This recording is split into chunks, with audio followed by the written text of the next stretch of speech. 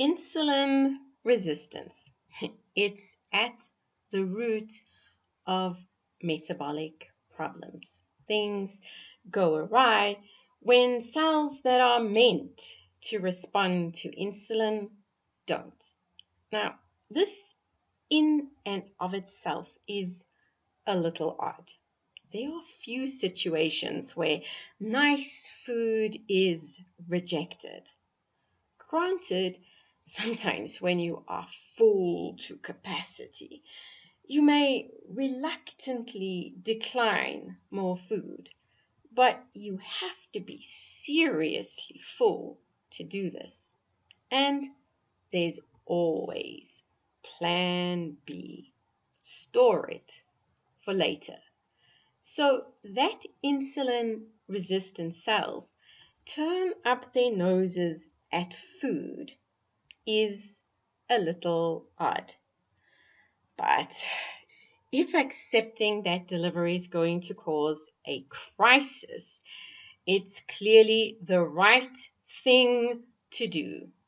After all, burning sugar is a messy business. The process creates reactive oxygen species that, true to their name, react. These reactions can leave a lot of destruction in their wake. So, being insulin resistant is a defensive move. Knowing when to say no is healthful, for the cells at least. Leaving the glucose on the outside is rather problematic for the blood vessel. But it's not that simple. A working muscle needs fuel. Not being fueled up leaves it pup and listless. And this is what happens in the insulin resistance. The muscles are often too tired to move. So, why do cells choose to ignore the arrival of the body's equivalent of Santa Claus? Could it be that they're sick of the hype? A group of Indian researchers have demonstrated that cells in the lab are definitely turned off by too much Christmas. Join us for this episode of Better Body Chemistry TV as we find out how too much Christmas contributes to insulin resistance. Better Body Chemistry TV is brought to you by Dr. Sandy, a scientist turned gremlin buster, helping you battle sugar gremlins, heifer lumps, and other health horribles through better body chemistry. Remember, small things can make a big difference to your health. Since cells don't actually celebrate Christmas, it took a little bit of imagination to simulate it. The researchers started off with Chinese hamster ovary cells, which had undergone a little engineering so that they had the insulin-stimulated glucose gate, GLUT4. The gate was a glow-in-the-dark gate, which allowed the researchers to see it. The team was particularly interested in tracking the whereabouts of the glucose gate. Now, under normal conditions, the glucose gates are buried deep within the cell. But when insulin knocks on the door, announcing that he has a sugar delivery, there's a mad scramble to move the gate to the outside. Once it's docked and fused, the cell can proceed to accept the sugar delivery. In the insulin resistant, the arrival of this gate is held up. This interferes with sugar deliveries, creating sugar troubles.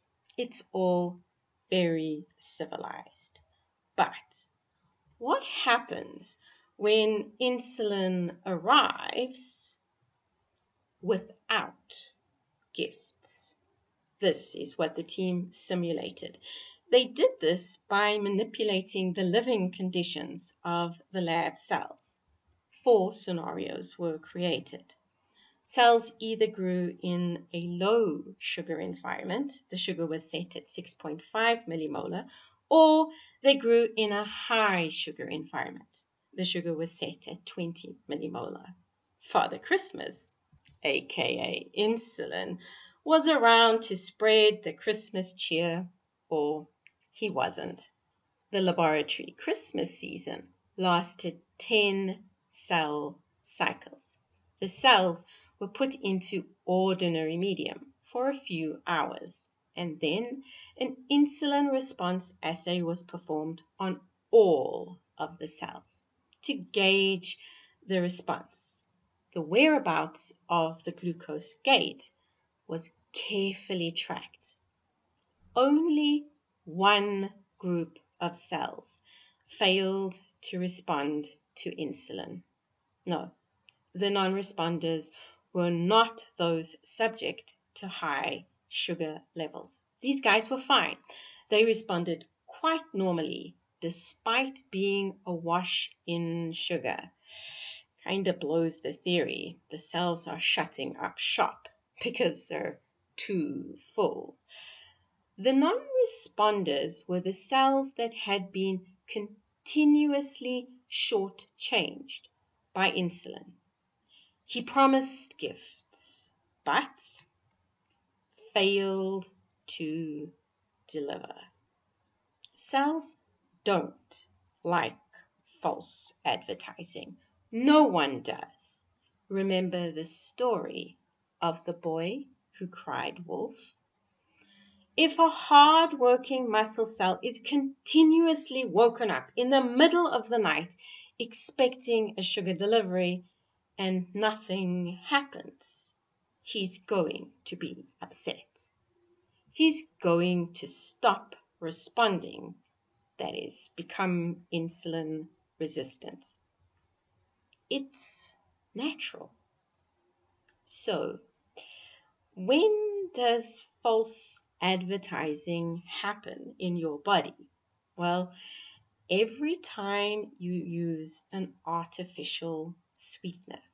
Receptors in the tongue detect the sugar. They're excited and they tell everyone insulin is dispatched, so the groceries can be put away.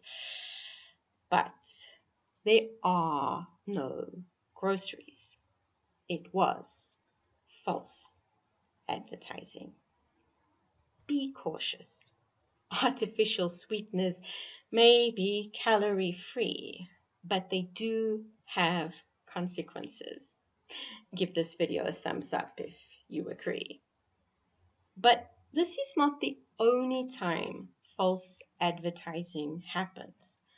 False advertising is an everyday occurrence in someone with metabolic syndrome. The problem is not just about high sugar levels. Insulin levels are high morning, noon, and night. This is why reining in insulin is critical.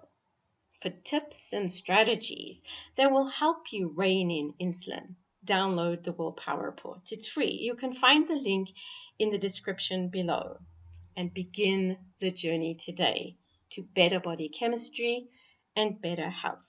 Interested in discovering more ways to create better body chemistry, or need a little help getting your body chemistry on track? Visit our website at www.betterbodychemistry.com. Browse our library or enroll in one of our courses or programs. The advice is simple to follow and based on real science, not hype. Know someone who sweetens things up with liberal use of artificial sweeteners?